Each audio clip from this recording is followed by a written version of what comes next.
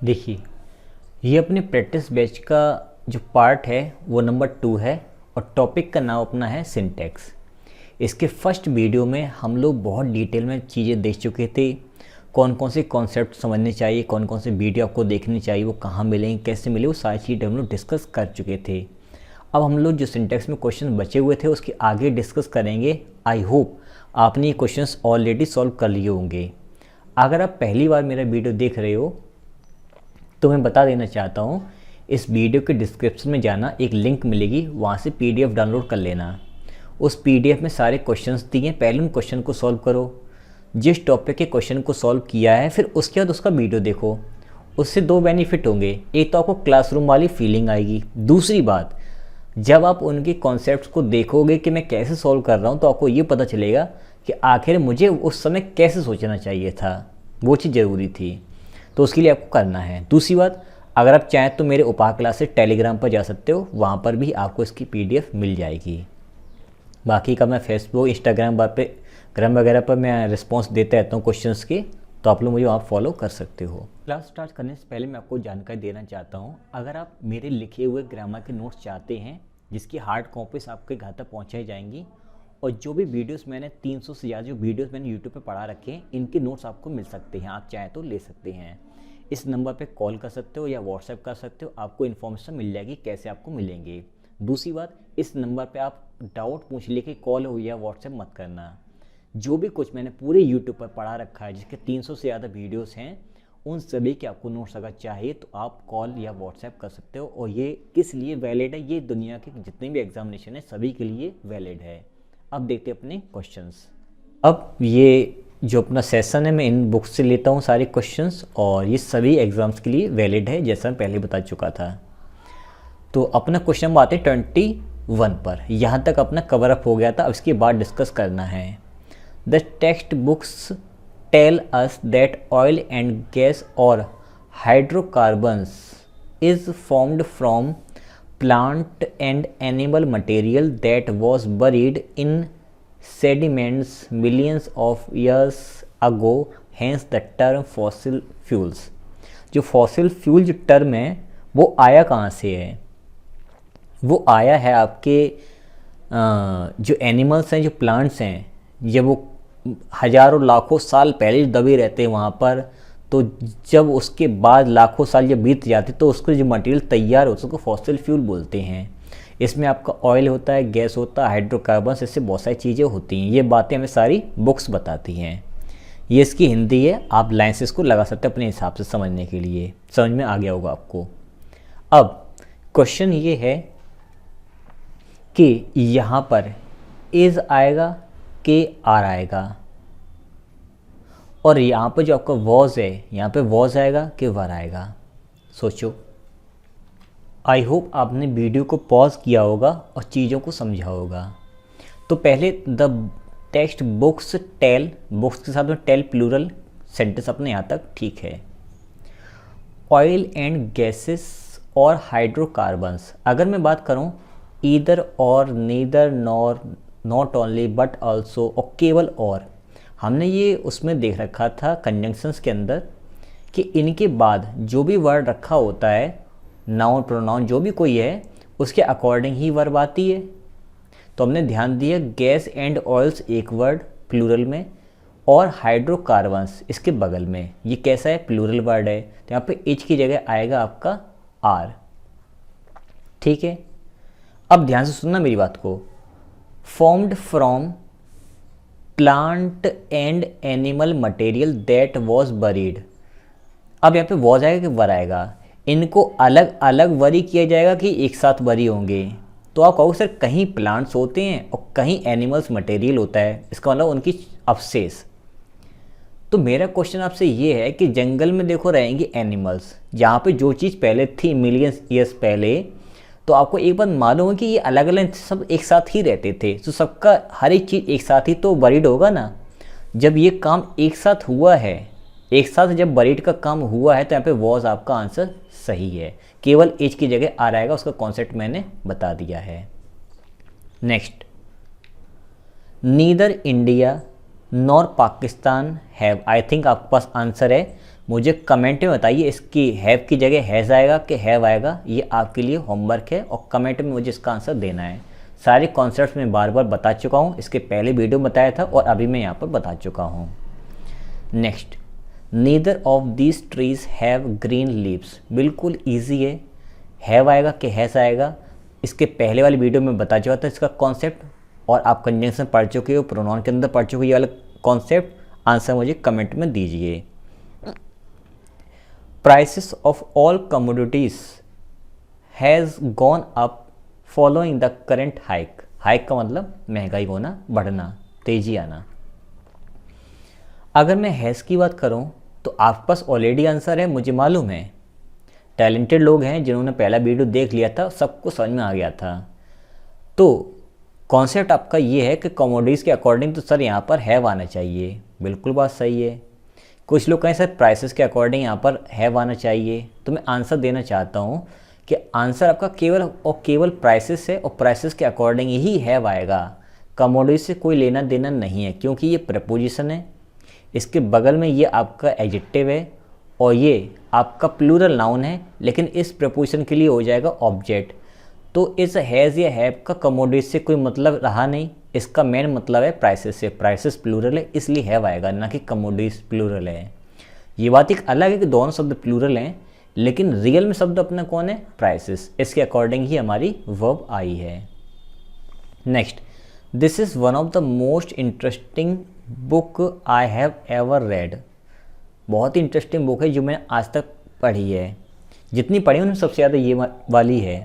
अब मेरी हिंदी सुनना ध्यान से। मैं कहूँ कि राम उस लड़के में से एक है। राम उस लड़के में से एक है। उस लड़के के में से एक है। मैं क्या कह रहा हूँ? कोई एक लड़का, उसमें से राम एक ऐसा लड़का है। देखो, जब किसी चीज़ में से कुछ निकालते हैं तो एक बात ये क्लियर होती है कि यहाँ पे चीज़ें एक से ज़्यादा हैं। भाई कोई वस्तु एक से ज़्यादा तभी तो वहाँ से कोई चीज़ निकालेंगे। अगर वो खुद अपने आप में एक है तो हम ये क्यों बोलेंगे कि राम उस एक लड़के में से एक लड़का है? नहीं, हमेशा ज़्यादा चीज़ें जब होती हैं तब उनमें से हम कुछ निकालते हैं, 1 2 3 4, उससे कोई मतलब नहीं। तो उसके बीच में तो ऑफ आता है, तो जिसका निकलता है में से, और ज़्यादा में से कोई 1 या 2 या 3 चीज़ें निकालते हैं। ठीक है, तो मैंने कहा कि बुक्स तो मैंने बहुत सारी पढ़ी हैं, उसमें से ये वाली बुक सबसे अच्छी मुझे लगी है। तो भाई बुक्स ज़्यादा होंगी, उनमें से एक कोई बुक पढ़ी होगी ना, कि एक बुक है एक ही को पढ़ा है, तो ऐसा तो कोई सेंस निकल नहीं रहा है। तो यहाँ पे बुक की जगह बुक्स होगा आपका राइट आंसर। आई होप आपको मेरे लॉजिक समझ में आ गया होगा। These days Vishu along with his friend do not go for uh shopping in the weekends. आजकल विशु जो है अपने दोस्त के साथ शॉपिंग के लिए सप्ताह के अंत में नहीं जाता है। ठीक है, अब अगर हम इस वर्ड पे फोकस करें, देखो दीज डेज एडवर्ब कॉमा लगा दो, अलग कर दो। विशु एक वर्ड, अलॉन्ग विद आपका प्रपोजिशन है, कंपाउंड प्रपोजिशंस को बोलते हैं। ठीक है, एक साथ आते हैं दोनों। अलॉन्ग अलग भी आता है और विद अलग भी आता है, दोनों को मिलाकर के इसका अर्थ निकलता है साथ साथ। और हिज फ्रेंड आपका नाउन हो गया। अगर मैं बात करूं तो ये प्रपोजिशन की वजह से ये तो चला गया ऑब्जेक्टिव केस में। तो डोंट किसके लिए आया? प्रपोजिशन से पहले कौन है? विशु। कितना है? एक। तो इसके लिए डोंट नहीं बल्कि डज आएगा आपका answer. He formally believes, singular है, बिलीव सिंगुलर, ठीक है, दैट इतना अलग कर दो। A radical range in the structure of our various departments are necessary. Department के अकॉर्डिंग आर सही है, लेकिन कैसे? इस आर का सब्जेक्ट ढूंढते हैं। आइए, आर के पहले डिपार्टमेंट मिला, ठीक है। आप एक काम करते हैं ना, यहाँ से चेक कर लेते हैं। ये आपका पूरा अलग, अ रेडियल चेंज सिंगुलर, और कोई प्रपोजिशन है इसलिए मान लो इसको सब्जेक्ट। ये प्रपोजिशन और इसने हटा दिया स्ट्रक्चर को ऑब्जेक्ट बना करके। ऑफ ने हटा दिया वेरियस डिपार्टमेंट को ऑब्जेक्ट बना करके। इसका सब्जेक्ट कौन बचा? चेंज। चेंज कैसा है? सिंगुलर। सिंगुलर का मतलब यहाँ पर वेरी गुड, यहाँ पर इज आएगा। आई थिंक आपको लॉजिक बिल्कुल क्लियरली समझ में आ रहे होंगे। Next, the unskilled class of workers are the most exploited class under the present labour contrast system. अब अगर मैं बात करूं इस सेंटेंस में आर आएगा कि इज आएगा, ये आपके लिए होमवर्क है, कमेंट में बताइए ब्रेक करके। जब अभी मैंने ब्रेक किया था इस वाले सेंटेंस को, इस वाले को, जैसे कि चाहे आप इसको मान लो, इसको जैसे मैंने ब्रेक किया है उसी पैटर्न पे इसको ब्रेक करना है और मुझे सही आंसर कमेंट में बताना है। नेक्स्ट, आई वॉज कंपेल्ड, मुझे मजबूर किया गया था टू डू इट, इसको करने के लिए, as I strongly felt that the safety of my friends were at stake. At stake एक फ्रेज़ है, एक ईडियम है जिसका मतलब होता है खतरे में होना। मुझे इस काम के लिए मजबूर किया गया था क्योंकि मुझे ऐसा लगा था कि अगर मैं ये नहीं करूँगा तो मेरे दोस्तों की जो जान है वो सब खतरे में आ सकती है। तो सिंपली आई के साथ में वॉज आता है, कंप्लीट ठीक है, टू डू इट ठीक है, इसको हटाओ, एज कंजंक्शन छोड़ दो, आई फेल्ट स्ट्रांगली। अब देखो फेल्ट आपका, स्ट्रांगली फेल्ट आपका सेकंड फॉर्म है तो सब्जेक्ट से कोई लेना देना है नहीं, छोड़ दो, दैट तक का सेंटेंस ठीक है। द सेफ्टी ऑफ प्रपोजिशन है तो इस प्रपोजिशन ने फ्रेंड्स को कर दिया ऑब्जेक्ट में चेंज, ठीक है। तो सब्जेक्ट कौन है वर्क का, सब्जेक्ट निकल के आया सेफ्टी। सेफ्टी आपका कैसा नाउन है, सिंगुलर नाउन है, तो यहाँ पर वेरी गुड, एक ही बार में आंसर आपका निकल के आएगा। Next, honesty and integrity are the qualities which can't be done away with and hence assumes a lot of importance। इस सेंटेंस को समझो। अगर मैं सेंटेंस की बात करूं कि यहाँ पर क्या आएगा तो आर की जगह इज आएगा कि खुद आर आएगा, हमें ये डिसाइड करना है। तो सिंपली आप ऐसे फोकस कर सकते हो कि हमने बात ये की थी कि दोनों वर्ड एक ही हैं कि अलग अलग हैं, ये डिसीजन जो पीछे वाला वर्ड लेता है। तो यहाँ पे लिखा है क्वालिटीज़। अब क्वालिटीज़ अगर प्लूरल है इसका मतलब इन दोनों को अलग अलग काउंट किया गया है।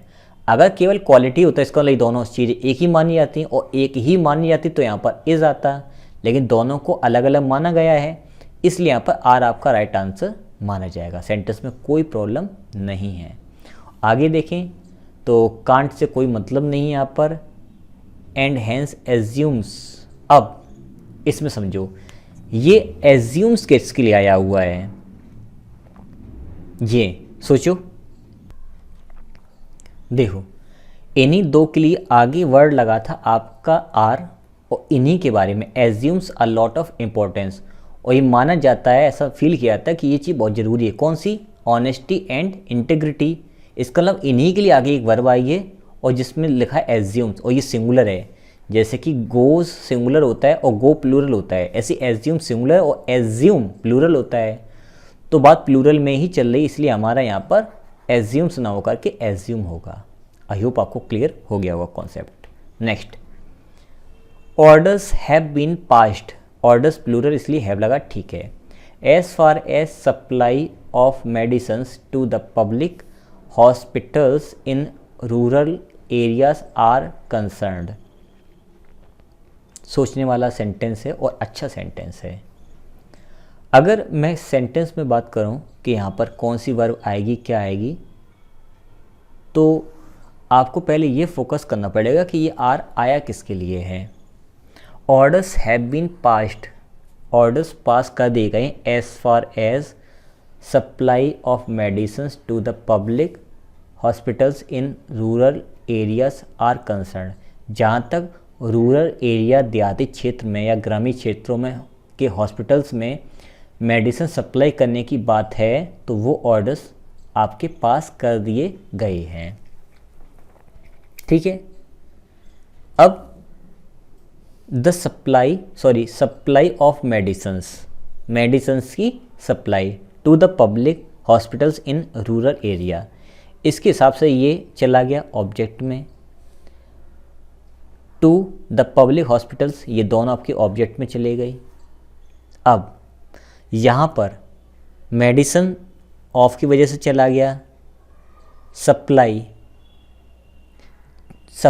यहाँ पे कंसर्न किस चीज़ का है, कंसर्न इस बात का सप्लाई हुआ है कि नहीं हुआ है, सप्लाई हुआ है कि नहीं हुआ है। इस हिसाब से हमने ध्यान दिया तो सप्लाई सिंगुलर है भाई, पूरी बात सप्लाई चल रही है जहाँ तक सप्लाई की बात है वो ऑर्डर पास कर दिए गए हैं। कौन से टाइप की सप्लाई? ये वाली सप्लाई। तो सप्लाई सिंगुलर है इसलिए यहाँ पर आर नहीं बल्कि इज आएगा। बेसिकली आपको ये फोकस करना है कि कंसर्न क्या था, चिंता का वैसे क्या था, वो ऑर्डर थे या वो सप्लाई थी। तो सप्लाई जो थी वो कंसर्न थी, वो प्रॉब्लम वाली थी, और उससे रिलेटेड जो ऑर्डर्स थे वो पास कर दिए गए थे। तो बेसिकली इस वाले सेंटेंस में कोई प्रॉब्लम थी, बाकी का प्रेपोजिशन जुड़ा हुआ पूरा पूरा एक फ्रेज था, लेकिन सप्लाई शब्द एक बचा हुआ था, अपने आप में नाउन है, उसी के लिए वर्ब आनी थी। Next, see along with some of her friends are. देखो अलॉन्ग विद अभी हम डिस्कस कर चुके हैं, ये प्रपोजिशन है जिसकी वजह से फ्रेंड्स हो जाएगा ऑब्जेक्टिव के, से इसको हटा दो। अब बात चल रही आर की, तो सी सिंगुलर इसलिए यहाँ पर इज हो जाएगा। Is on a tour of the ancient sites in Orissa, कोई प्रॉब्लम नहीं है। Nalini sister and I am.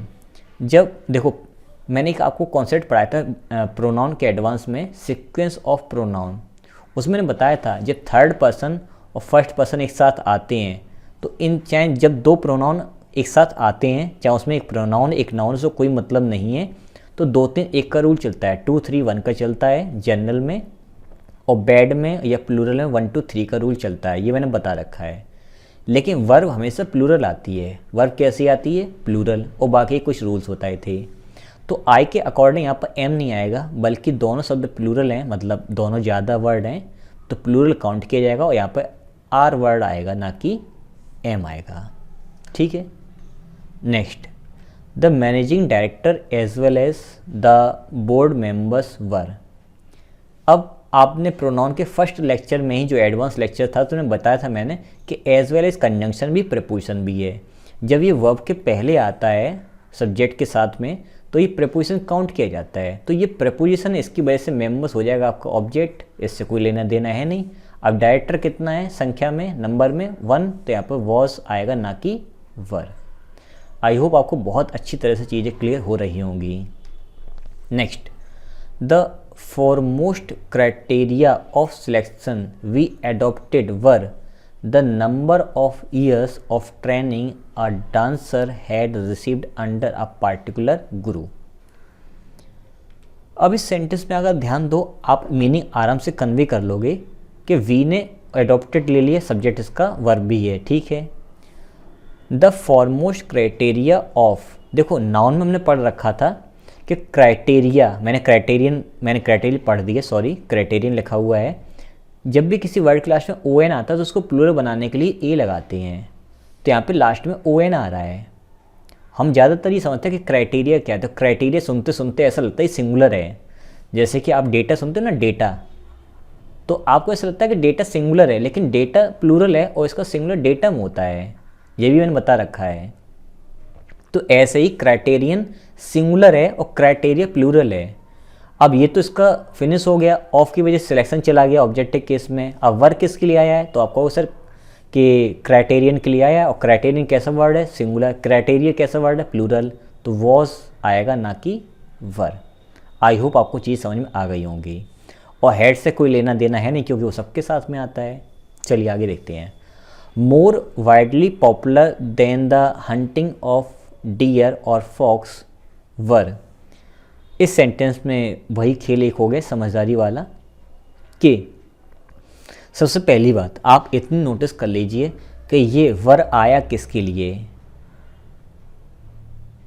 अगर आपको सब कुछ समझ में आ गया होगा तो आपके मन में एक बात आ रही होगी, सर कि एक बात ये समझ में नहीं आई है कि अगर आप ये कहोगे, मैं बता देता हूँ, यहाँ पर आपका वॉज आएगा ना कि वर आएगा, और आएगा फॉक्स के अकॉर्डिंग। अब आपकी आंखें ये कहेंगी सर कि आपने तो कहा था ये प्रपोजिशन है, इसकी वजह से ये ऑब्जेक्ट बन गया, इसकी वजह से ये ऑब्जेक्ट बन गया, फिर इसके अकॉर्डिंग कैसे आ रहा है।